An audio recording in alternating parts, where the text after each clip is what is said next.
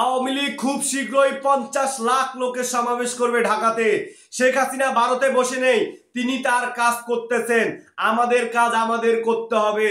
আর সহ্য করা যায় না, আর ঘরে বসে থাকার সময় নেই। আজকে বিদেশি শকুনদের হাতে আমাদের বাংলাদেশকে তুলে দেওয়া হচ্ছে। মানবিক করিডোরের নামে আজকে চট্টগ্রামকে তুলে দেওয়া হলো। তারপর আমাদের সেন্ট মার্টিনকে আজকে সামরিক ঘাঁটি বানানোর জন্য দেওয়া হচ্ছে। এখন আবার তারা আমাদের চট্টগ্রাম বন্দরকে বিদেশি শকুনদের হাতে তুলে দেওয়ার চেষ্টা চালাচ্ছে। একবার ভেবে দেখেন, এই চট্টগ্রাম বন্দর দিয়ে যদি রোহিঙ্গাদের হাতে অস্ত্র তুলে দেওয়া হয়, পার্বত্য অঞ্চলের বিচ্ছিন্নতাবাদীর হাতে যদি অস্ত্র তুলে দেওয়া হয়, এই মায়ানমারের সশস্ত্র গোষ্ঠীদেরকে যদি এই বন্দর ব্যবহার করে অস্ত্র তুলে দেওয়া হয়, তখন চীন ক্ষুব্ধ হবে।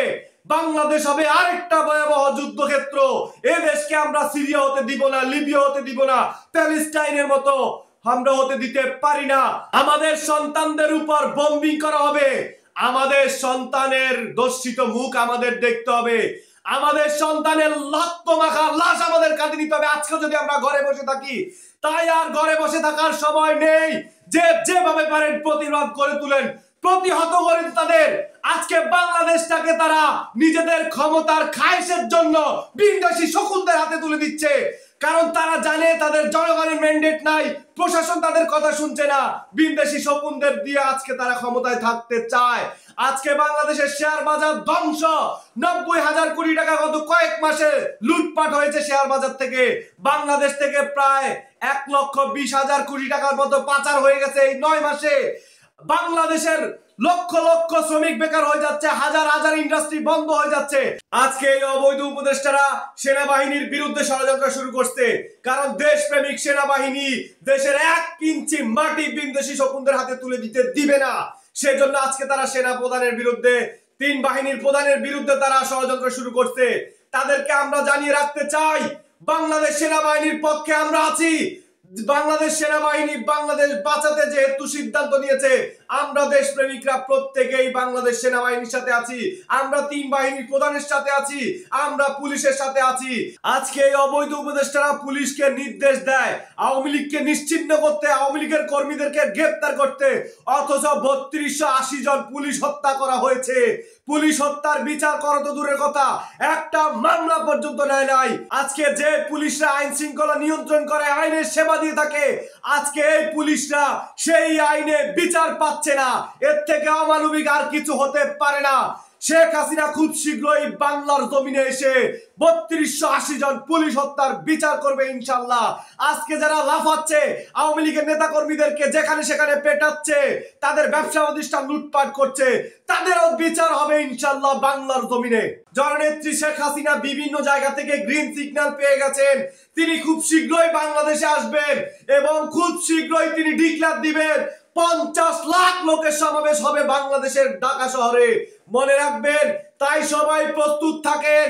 যে কোনো সময় নেত্রী যখন ডিক্লেয়ার দিবে, সবাই রাজপথে ঝাঁপিয়ে পড়বো। এবারের সংগ্রাম বাংলাদেশটাকে বিদেশি শকুনদের হাত থেকে বাঁচানোর সংগ্রাম। এবারের সংগ্রাম রাজাকার নিশ্চিহ্ন করার সংগ্রাম। সুতরাং ঘরে বসে থাকার সময় নাই। একা যখন থাকবো আমরা তখন ব্যক্তি, আমরা যখন একসাথে থাকবো আমরা এখন একটা শক্তি। পৃথিবীর কোন শক্তি নেই আমাদেরকে দাবায় রাখতে পারে। যত দলাদলি আছে সব ভুলে যান, মনোমালিন্য, রাগ, অভিমান সবকিছু ভুলে আওয়ামী লীগের সকলকে ঐক্যবদ্ধ হয়ে দেশের জন্য লড়তে হবে। মনে রাখবেন, কাপুরুষের মতো ঘরে বসে থাকার চাইতে বীরের মতো রাজপথে জীবন দিব দেশের জন্য, এটা অনেক সম্মানের। রক্ত লাগলে রক্ত দিব, প্রয়োজনে জীবন দিব, তবুও এই দেশকে বিদেশি শকুনদের হাতে তুলে দিব না ইনশাআল্লাহ। ভাইরা আমার পেছনে অনেক লোক লেগে আছে, অনেক থ্রেট দিচ্ছে। আমি যদি মরেও যাই, সংগ্রাম অব্যাহত রাখবেন। এই দেশকে বিদেশি শকুনদের হাতে যেতে দিবেন না। মনে রাখবেন, যে জাতি তার নিজের ভাগ্য পরিবর্তন করার চেষ্টা করে না, আল্লাহ সেই জাতিকে সহযোগিতা করে না। তাই আমাদের সকলকে ঐক্যবদ্ধ হয়ে আমাদের দেশটাকে বাঁচাতে সংগ্রাম করতে হবে, রাজপথে ঝাঁপিয়ে পড়তে হবে। জননেত্রী শেখ হাসিনা খুব শীঘ্রই ডিক্লেয়ার দিবেন রাজপথে নামানোর জন্য, কারণ তিনি সবকিছু গুছিয়ে এনেছেন। সময় এসে গেছে, আর বেশি দেরি নাই। খুব শীঘ্রই জননেত্রী শেখ হাসিনা ডাক দিবেন, সবাই ঢাকা গিয়ে এই ইউনূস সরকারের পতন ঘটবে ইনশাআল্লাহ। তারা এখন নাকি আওয়ামী লীগের পক্ষে সোশ্যাল মিডিয়াতে কথা বললে জেলে ঢুকাই দিবে। আরে তাদেরকে জানিয়ে রাখতে চাই, আমার নেতা বঙ্গবন্ধু এদেশের মানুষের জন্য তার যৌবন কারাগারে কাটিয়েছে।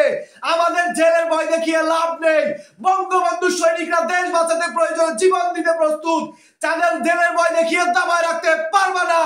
জয় বাংলা, জয় বঙ্গবন্ধু।